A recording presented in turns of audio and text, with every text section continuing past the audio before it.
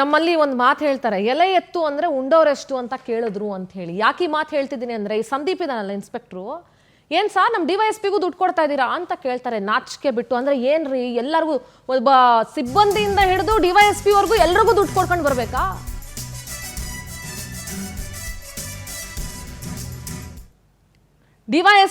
ನಮ್ಮ DYSPಗೂ ಕೊಡ್ತಾ ಇದ್ದೀರಾ ನೀವು ಅಂತ ಕೇಳ್ತಾನೆ ಸಂದೀಪ್. ಅವ್ರ ಜೊತೆ ಮಾತನಾಡಿ ಅಂತ DYSP ಬಳಿ ಕಳಿಸ್ಕೊಡ್ತಾರೆ ಸಂದೀಪ್. ಅವ್ರ ಹತ್ರ ಒಂದ್ಸಲ ಮಾತಾಡ್ಬಿಡಿ, ಅವ್ರಿಗೂ ಶೇರ್ ಹೋಗ್ಬೇಕಾಗತ್ತೆ ಅಂತ. ಎಂಥ ನಾಚಿಕೆಗೇಡಿತನ ನೋಡ್ರಿ. ನಮ್ಮ DYSPಗೂ ಕೊಡ್ತಾ ಇದ್ದೀರಾ, ಹಂಗಂದ್ರೆ ಅವ್ರ ಚೇಂಬರ್ ಹತ್ರನೂ ಹೋಗಿ.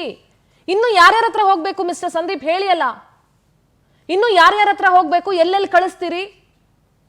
2 ಸರ್ಕಲ್ ಬರುತ್ತೆ, ಸ್ವಲ್ಪ ಜಾಸ್ತಿ ಆಗುತ್ತೆ ಅಂತ ಶಿವಾನಂದ್ ಹೇಳ್ತಾರೆ.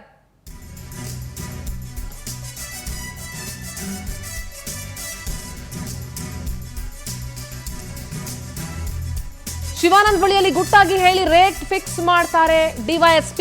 ತಿಂಗಳಿಗೆ 20,000 ರೂಪಾಯಿ ಫಿಕ್ಸ್ ಅಂತ SB ಶಿವಾನಂದ್ ಹೇಳ್ತಾರೆ. ಅಲ್ಲೇ 20,000 ರೂಪಾಯಿ ಲಂಚ ಪಡ್ಕೊಳ್ತಾನೆ ಶಿವಾನಂದ್. ಪೊಲೀಸರೇ ಲಂಚ ಪಡೆಯೋ ದೃಶ್ಯ ಸ್ಟಿಂಗ್ ಕ್ಯಾಮೆರಾದಲ್ಲಿ ಸರಿಯಾಗಿದೆ.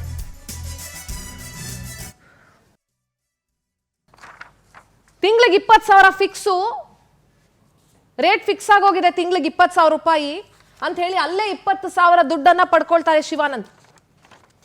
ಅದ್ರ ಬಗ್ಗೆ ಒಂದು ವಿಡಿಯೋ ಇದೆ, ವಿಡಿಯೋ ನೋಡಿ.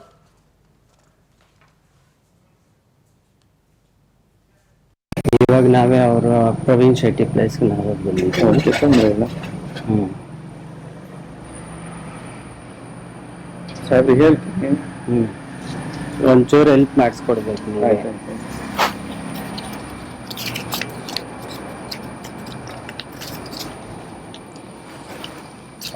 ನಿಮಗೆ ಇದು ಮಾಡ್ಕೊ, ನಿಮಗೆ ಅಲ್ಲ ಅವ್ರದಕ್ಕೆ ಅವ್ರಿಗೆ ಅವ್ರು ಬರ್ಲಿ ಸಾಹೇಬ್ರು ಒಂಚೂರು ಪರಿಚಯ ಮಾಡಿಸ್ಕೊಂಡು. ಎಷ್ಟು ಮಾಡ್ತಿದ್ರು ಅವರು? ಅವ್ರು ಕಮ್ಮಿ ಮಾಡ್ತಾ ಇದಾರೆ ಸಾಹೇಬ್ರು. ಡಿಮಾಂಡ್ ಅವ್ರು ಕೊಡ್ತಾನೆ ಇಲ್ಲ ಇದು ಕೆಲಸ ಹಾಗಾಗಿದೆ. ನೀವೊಂದು ಕೆಲಸ ಮಾಡಿ,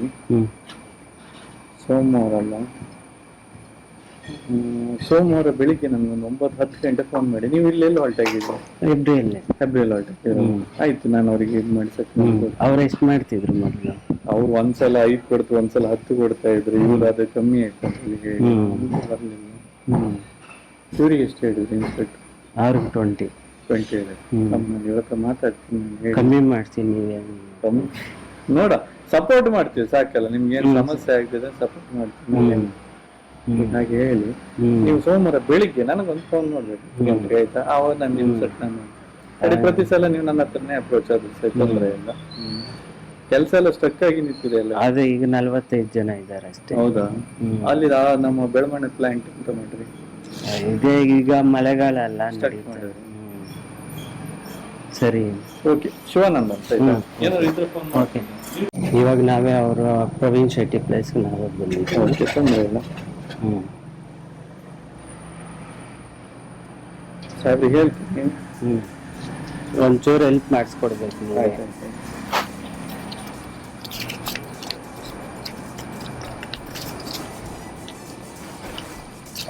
ನಿಮಗೆ ಇದು ಮಾಡ್ಕೊ, ನಿಮಗೆ ಅಲ್ಲ ಅವ್ರದಕ್ಕೆ ಅವ್ರಿಗೆ ಅವ್ರು ಬರ್ಲಿ ಸಾಹೇಬ್ರು ಒಂಚೂರು ಪರಿಚಯ ಮಾಡಿಸ್ಕೊಂಡು. ಎಷ್ಟು ಮಾಡ್ತಿದ್ರು ಅವರು? ಅವ್ರು ಕಮ್ಮಿ ಮಾಡ್ತಾ ಇದಾರೆ ಸಾಹೇಬ್ರು. ಡಿಮಾಂಡ್ ಅವ್ರು ಕೊಡ್ತಾನೆ ಇಲ್ಲ ಇದು ಕೆಲಸ ಹಾಗಾಗಿದೆ. ನೀವೊಂದು ಕೆಲಸ ಮಾಡಿ,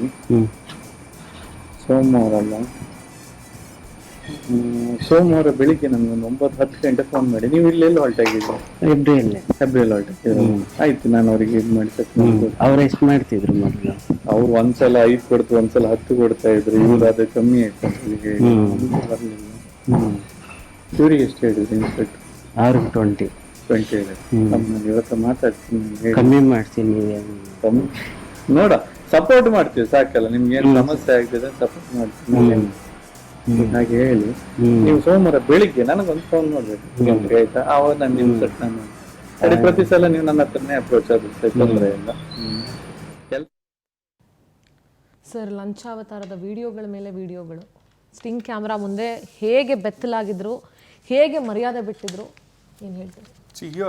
ಇದ್ರಲ್ಲಿ ನಾನು ಹೇಳ್ತಾ ಇರೋದೇನೆಂದರೆ, ಇನ್ಸ್ಪೆಕ್ಟ್ರು ತನಗೆ ಮಾತ್ರ ಅಲ್ಲ, ಹಿ ಗಿವ್ಸ್ ದ ಲೀಡ್ಸ್. ಇಲ್ಲಿ ನೋಡಿ, ನಾವು ಯಾರನ್ನು ಕೇಳ್ತಾ ಇಲ್ಲ, ಇನ್ಸ್ಪೆಕ್ಟರ್ ಲೀಡ್ ಕೊಡ್ತಾನೆ.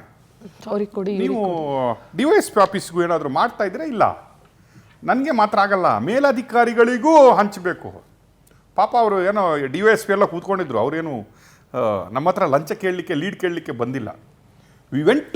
ನಾವು ಇವನನ್ನು ಹಿಡೀಲಿಕ್ಕೆ ಹೋಗಿದ್ದೀವಿ. ಈ ಗಿವನ್ ಲೀಡ್ DYSP ಹತ್ರ ಹೋಗಿ. ನೀವು ಸರ್ ಇದು ಲೀಡ್ ತುಂಬ ಇದೆ ಸರ್, ಇದು ನನಗೆ ಆಯಿತು, ನೆಕ್ಸ್ಟ್ ಲೆವೆಲ್ ಏನು ಮಾಡ್ತೀರಿ, ಅಲ್ಲಿಂದ ನೆಕ್ಸ್ಟ್ ಲೆವೆಲ್ಗೆ ಏನು ಮಾಡ್ತೀರಿ, ಅದು ಅಲ್ಲಿಂದ ಅಲ್ಲಿವರೆಗೆ ಹೆಂಗೆ ರೀಚ್ ಆಗಬೇಕು ಅನ್ನೋದು. ಈ ಮನುಷ್ಯ ಇದ್ದಾನಲ್ಲ, ಈಗ ತೋರಿಸ್ತಾ ಇದೆಯಲ್ಲ ವಿಡಿಯೋ, ಇವನು SB ಅಂತ, ಇನ್ಸ್ಪೆಕ್ಟ್ರು ಮತ್ತು DYSP ಅವರ SB ಅಂತ, ಅಂದರೆ ಕಲೆಕ್ಷನ್ ಮಾಸ್ಟರು ಅಂತ, ರೇಟ್ ಫಿಕ್ಸ್ ಮಾಡುವ ತಾತ. ಇವನು ಎಷ್ಟು ಕಾರ್ಕಳದವ್ರ ಹತ್ರ ಯಾರ ಹತ್ರ ಕೇಳಿ ಇವನ ಬಗ್ಗೆ, ಶಿವಾನಂದ್ ಅಂದರೆ ಯಾರು ಅಂತ ಕಾರ್ಕಳದಲ್ಲಿ ಕೇಳಿ. ಇವನು ಇನ್ಸ್ಪೆಕ್ಟರ್ಗೆ DYSPಗಿಂತ ಇವನು ಫೇಮಸ್. SP ಸಾಹೇಬ್ರೆ, ಉಡುಪಿ SP ಸಾಹೇಬ್ರೆ, ಇವನೊಮ್ಮೆ ನಿಮಗೆ ರೌಂಡಿಗೆ ಬಂದರೆ ನೀವು ಇವನ್ನ ನೋಡ್ತೀರಾ ಇಲ್ಲ ಗೊತ್ತಿಲ್ಲ ನನಗೆ. I don't know whether you watch him or not. ನೀವು ದೊಡ್ಡವರನ್ನು ಮಾತ್ರ ಮೀಟ್ ಮಾಡಿ ಹೋಗ್ತೀರಾ ಅಂತ ಅನಿಸುತ್ತೆ. ಇವರು ನಿಮ್ಮ ಸಿಬ್ಬಂದಿ, ಒಮ್ಮೆ ನೋಡಿಕೊಳ್ಬಿಡಿ. ಈ ಒಬ್ಬ ಶಿವಾನಂದ, ಇನ್ನೊಬ್ಬ ಉಮೇಶ, ಎರಡು ದೇವರ ಹೆಸರುಗಳಪ್ಪ, ಎರಡು ದೇವರ ಹೆಸರುಗಳು ನಮ್ಮ ಊರಲ್ಲಿ. ಒಬ್ಬ ಶಿವ, ಒಬ್ಬ ಉಮೇಶ. ಓಕೆ, ನೀವು ನೋಡ್ಕೊಳ್ಳಿ, ಕಾರ್ಕಳದ ಜನರ ಹತ್ರ ನಿಮ್ಮ ಇಂಟೆಲಿಜೆನ್ಸ್ ಬಿಟ್ಟು ಕೇಳ್ಕೊಳ್ಳಿ.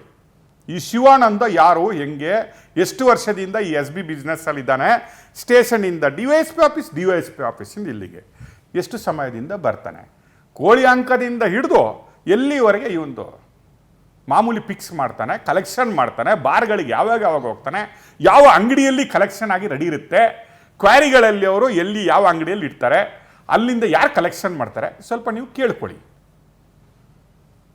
ನಿಮ್ಮ ಇಂಟೆಲಿಜೆನ್ಸಿ ಫೇಲ್ ಆದರೆ ನಾವು ತೋರಿಸ್ತೀವಿ ನಿಮಗೆ. ಇದು beginning, we will show you. ನಿಮಗೊಂದು ಅಚ್ಚರಿ ಗೊತ್ತಾ, ಖಾಲಿ ಇನ್ಸ್ಪೆಕ್ಟರ್ಗಳು ಮತ್ತು ಈ ಶಿವಾನಂದ್ ಥರದವ್ರು ಮಾತ್ರ ಅಲ್ಲ, ಇವರ ಹೆಂಡತಿಯಂದರೂ ಕೂಡ ಡೀಲಿಗೆ ಇಳ್ದವ್ರಪ್ಪ. ಕೆಲವರ ದೊಡ್ಡ ದೊಡ್ಡ ಆಫೀಸರ್ಗಳ, ಅಧಿಕಾರಿಗಳ ಹೆಂಡತಿಯಂದರೂ ಡೀಲ್ ಮಾಡ್ತಾರೆ. ಗಂಡನ ಕಡೆಯಿಂದ ಹೆಂಡತಿಯಂದಿರಿದ್ದ ಡೀಲು, ಹೆಂಡತಿಯಂದರೂ ರೇಟ್ ಫಿಕ್ಸ್. ಈ ಕೇಸಿಗೆ ಇಷ್ಟ ಆಗುತ್ತೆ, ಇಷ್ಟು ಕೊಟ್ಟರೆ ಕ್ಲಿಯರ್ ಆಗುತ್ತೆ, ಈ ಕೇಸನ್ನು ನಾವು ಹ್ಯಾಂಡಲ್ ಮಾಡ್ತೀವಿ.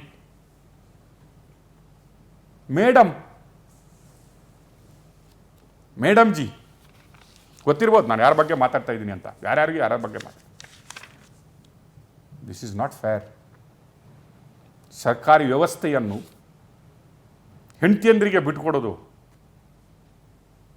ಎಷ್ಟು ಸಮಂಜಸ ಅಂತ ನನಗೆ ಗೊತ್ತಿಲ್ಲ. ದಿಸ್ ಈಸ್ ಬಿಗಿನಿಂಗ್ ಅಂತ ಹೇಳ್ತಾ ಇದ್ದೀನಿ. ಶಿವಾನಂದ್ ನೋಡ್ತಾ ಇರ್ಬೋದು ನೀವು. ಪಶ್ಚಾತ್ತಾಪ ಏನಾದರೂ ಆದರೆ ಇವತ್ತು ಯಾರಿಗಾದರೂ ಆಗಿಲ್ಲ ಅಂದರೂ ಕಾರ್ಕಳದ ಜನತೆಗಂತೂ ಇವತ್ತು ಪಶ್ಚಾತ್ತಾಪ ಆಗಬೇಕು. ನಾವು ಎಂಥ ತಾಲೂಕಲ್ಲಿದ್ದೀವಿ, ಎಂಥ ಸಿಸ್ಟಮಲ್ಲಿದ್ದೀವಿ, ಎಂಥವ್ರನ್ನು ಬೆಳೆಸಿದ್ದೀವಿ, ಎಂಥವ್ರನ್ನು ಇಲ್ಲಿ ಬಂದು ಕರ್ಕೊಂಬಂದು ಇಟ್ಕೊಂಡಿದ್ದೀವಿ ಅಂತ. ಎಷ್ಟು ದಿನ ನಡಿಬೋದು?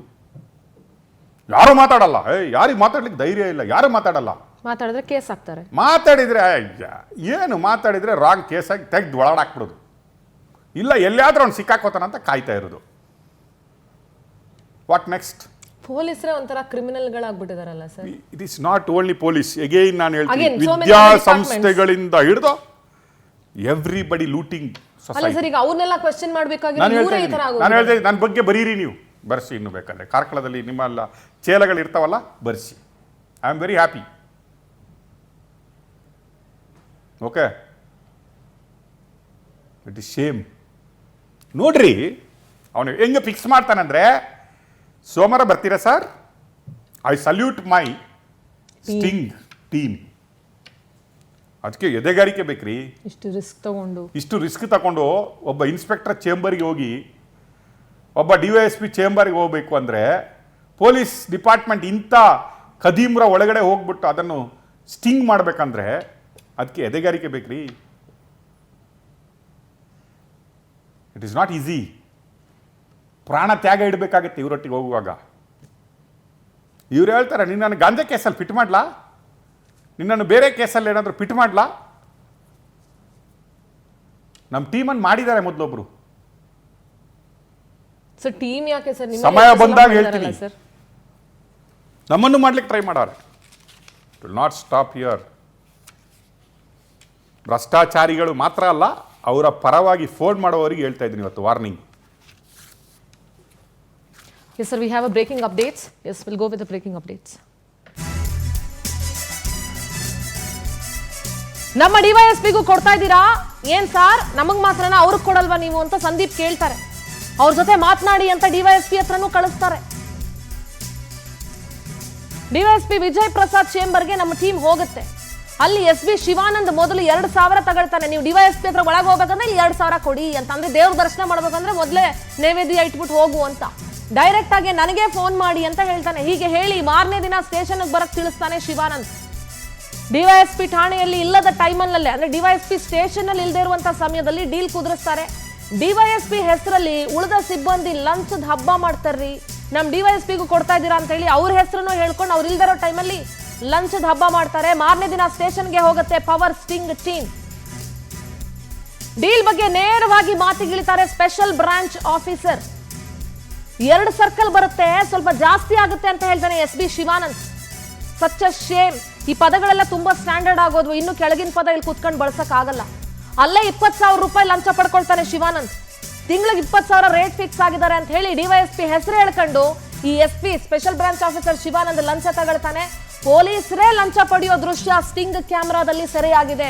ನಿಮ್ಗೆ ಏನಾದ್ರೂ ಸ್ವಲ್ಪ ನೈತಿಕತೆ, ಮಾನ, ಮರ್ಯಾದೆ ಅನ್ನೋದಿದ್ರೆ ಆ ಯೂನಿಫಾರ್ಮ್ ಇವತ್ತೇ ಬಿಚ್ಚಿಟ್ಬಿಟ್ಟು ರಿಸೈನ್ ಮಾಡ್ಬಿಟ್ಟು ಹೊಟ್ಟೋಗಿ. ನಮ್ ಸ್ಟಾಫ್ಗೂ ಏನಾದ್ರೂ ಕೊಡ್ಬೇಕು ಅಂತ ಹೇಳ್ತಾನೆ. ಏನ್ರಿ ನಿಮ್ ಇಲ್ಲಿ ಇರೋರಿಗೆಲ್ಲ ಕೊಟ್ಕೊಂಡು ಕೂತ್ಕೊಳ್ಳಕ್ಕೆ ಜನ ಏನು ಗಿಡದಲ್ಲಿ ದುಡ್ಡು ಬೆಳೀತಾ ಇದ್ದಾರಾ?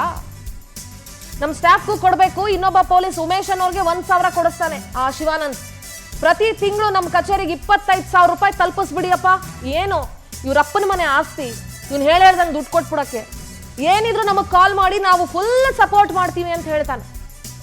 ಲಂಚಾವತಾರದ ಅಡ್ಡ ಆಗಿರುವಂತ ಇಡೀ ಕಾರ್ಕಳ ಪೊಲೀಸ್ ಸ್ಟೇಷನ್, ಇಡೀ ಕಾರ್ಕಳದ ಪೊಲೀಸ್ ವ್ಯವಸ್ಥೆಗೆ ನಮ್ಮದೊಂದು ಧಿಕ್ಕಾರ. ಡಿವೈಎಸ್ಪಿ ಕಚೇರಿಯಲ್ಲಿ ಅವ್ರಿಗೆ ಗೊತ್ತಿಲ್ಲದಂತೆ ಲಂಚಾವತಾರ ನಡೀತಾ ಇದೆ. ಡಿವೈಎಸ್ಪಿಯನ್ನ ಯಾಮಾರಿಸ್ಕೊಂಡು ವಸೂಲಿ ದಂಧೆಗಿಳಿದಿದ್ದಾರೆ ಅಲ್ಲಿನ ಸಿಬ್ಬಂದಿ. ತಿಮಿಂಗ್ಲಗಳು ಬೀಡ್ಬಿಟ್ಟಿದ್ದಾವೆ. ಕಾರ್ಕಳ ಪೊಲೀಸ್ ಠಾಣೆ ಸಿಬ್ಬಂದಿಯಿಂದ ಡಿವೈಎಸ್ಪಿಗೂ ಕೆಟ್ಟ ಹೆಸರು ಬರ್ತಾ ಇದೆ. ಚಾಣಾಕ್ಷತನದಿಂದ ಡೀಲ್ ನಡೆಸಿ ಸಿಬ್ಬಂದಿ ಮಹಾದ್ರೋಹ ಮಾಡ್ತಿದ್ದಾರೆ. ಜೀತವು ದೂರನ್ನ ಆಧರಿಸಿ ರಿಯಾಲಿಟಿ ಚೆಕ್ಗೆ ತೆರಳಿದಂತ ನಮಗೆ ಶಾಕ್ ಆಗಿತ್ತು. ಹಿಂಜರಿಕೆನೂ ಇಲ್ಲ, ಸಂಕೋಚನೂ ಇಲ್ಲ, ಪಾಪ ಪ್ರಜ್ಞೆ ಅಂತೂ ಫರ್ಗೆಟ್ ಅಬೌಟ್ ಇಟ್ ಇಲ್ವೇ ಇಲ್ಲ. ರಕ್ಷಿಸಬೇಕಾದಂತ ಆರಕ್ಷಕರೇ ಜನರ ರಕ್ತ ಹೀರುವಂತ ತಿಗಣೆಗಳಾಗ್ಬಿಟ್ಟಿದ್ದಾರೆ. ಜನರನ್ನ ಕಾಪಾಡಬೇಕಾದಂಥವ್ರು ತಿಗಣೆಗಳಾಗಿ ಜನರ ರಕ್ತ ಹೀರ್ತಾ ಇದ್ದಾರೆ. ನಾಚಿಕೆ ಆಗಲ್ವಾ? ಇನ್ನೂ ಯೂನಿಫಾರ್ಮ್ ಹಾಕೊಂಡು ಅಲ್ಲೇ ಕೂತಿದ್ದೀರಾ? ಮರ್ಯಾದೆ ಅನ್ನೋದಿದ್ರೆ ಯೂನಿಫಾರ್ಮ್ ಬಿಚ್ಚಿಟ್ಬಿಟ್ಟು ರಿಸೈನ್ ಮಾಡ್ಬಿಟ್ಟು ನೀವೇ ಹೊಟ್ಟೋಗ್ಬಿಡಿ. ಅಂಡ್ ಸರ್ಕಾರ ಇದ್ರ ಬಗ್ಗೆ ಒಂದು ಸೊಲ್ಯೂಷನ್ ಕೊಡೋವರೆಗೂ, ವ್ಯವಸ್ಥೆನ ಸರಿ ಮಾಡೋವರೆಗೂ ನಾವಂತೂ ನಿಲ್ಸಲ್ಲ, ಬಿಡೋದು ಇಲ್ಲ. ಇನ್ಸ್ಪೆಕ್ಟರ್ ವಸೂಲಿ ಮಾಡಿದ್ದಲ್ಲ ಅಂತ ಡಿವೈಎಸ್ಪಿ ಹತ್ರ ಕಳಿಸೋದು, ಪಾಪ ಅವ್ರಿಗೆ ಗೊತ್ತೇ ಇರಲ್ಲ. ಅಲ್ಲಿಂದ SB ಶಿವಾನಂದನ್ ಅವ್ರು ತಾನ್ ತಗೊಳ್ಳೋದಲ್ದೆ ಇನ್ನೊಬ್ಬಂಗೆ ಬೇರೆ ದುಡ್ಡು ಕೊಡಿಸೋದು.